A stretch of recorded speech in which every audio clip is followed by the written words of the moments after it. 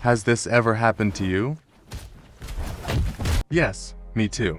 And I can explain to you why this happens sometimes. First of all, hello. My name is Deity, and I'm a small content creator who mainly focuses on the battleground games on Roblox. Now, back to the topic, why does this happen? Why do you sometimes get hit in front of your block, and it breaks, or vice versa? Even though it's clear it should have been blocked. Let me grab a sketchboard really quick. Makes it easier to explain.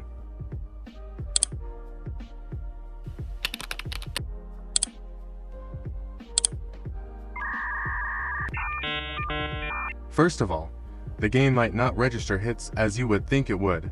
Roblox uses hitboxes, just like many other games.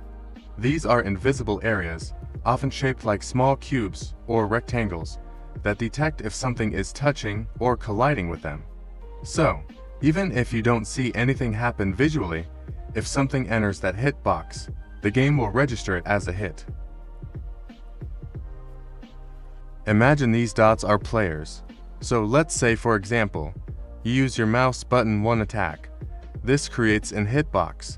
This hitbox will say, hey, am I colliding with anything or touching anything? If the answer is no, then it will miss. If it says, hey, I'm touching something, it will check to see what it was. Let's say it's touching a player's hitbox. This will count as a hit and will stun the opponent and damage them. Let's say the opponent is holding block. By pressing block, another rectangle will appear. This will be the block hitbox. Imagine you use M1.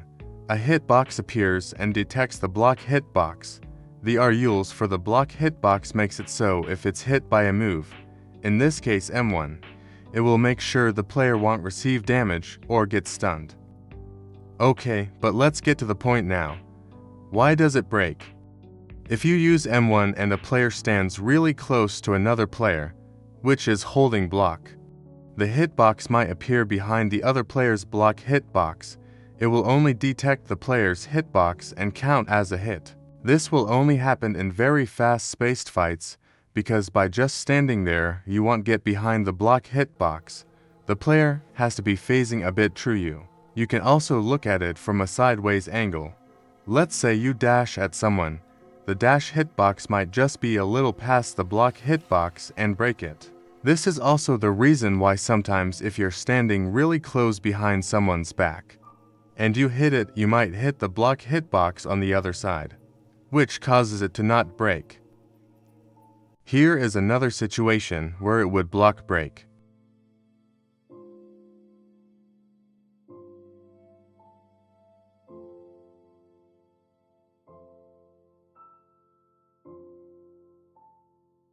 But why would you use hitboxes and not just see if something connects? Shut up, Timmy. The reason why games don't do it this way is because it takes up a lot of processing and power to calculate it that way. Imagine each body part having an individual registering area, and having 20 players in the server constantly fighting. It would make it super laggy. So, can this issue be fixed? Technically yes, and no. Why yes? You can make specific rules regarding positions and other aspects. Why no? It's really hard to code and completely unpractical because it can clash with another move made and cost a lot of time. So, in a nutshell, hitboxes are a necessary part of how Roblox works. It's just the nature of how games are optimized to run smoothly for everyone, even with 20 players fighting at once. And as for Timmy's question, yeah, it'd be awesome if everything just registered based on what you visually see. But, like I said, it's just too complicated and would create way to many problems. Alright, that about wraps it up. Now you've got a better understanding of hitboxes and why they can be a bit tricky sometimes. If you like and subscribe, I might consider taking Timmy to the nearest hospital to check on his traumatic injuries. Catch you in the next one. Peace.